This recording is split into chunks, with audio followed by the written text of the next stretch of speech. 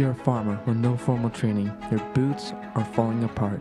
Your musket, it's rusted. And the man beside you is a 14-year-old boy. This is how the American Revolution really began. And what happened next should not be possible.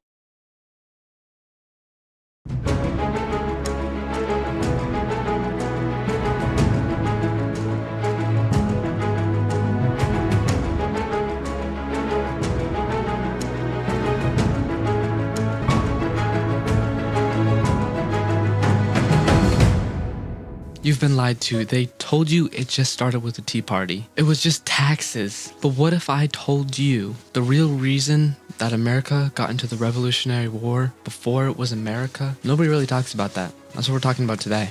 This is the untold truth of how the American Revolution really started. In school, they make it really easy. No taxation without representation. So the British taxed the tea. The colonists got mad. No, sir. Okay? No.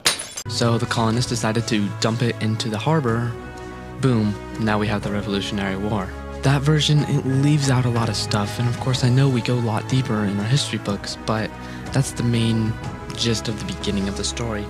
But it really does leave out the fear before the revolution even started. The blood already spilled before the Declaration of Independence. By the year 1770, Boston was a complete pressure cooker. British soldiers were already patrolling the streets and the tension was never higher. The most brutal moments happened in 1770. British soldiers confronted a crowd. This crowd started throwing snowballs at them, and eventually it led to the British soldiers shooting 5 victims. The history books call it the Boston Massacre, and that's honestly one of the best ways to put it. It was an absolute massacre, and it's horrible. But at that time, the British called it self-defense, but the colonists did not agree, as expected, and they called it murder. Here's what they do not tell you.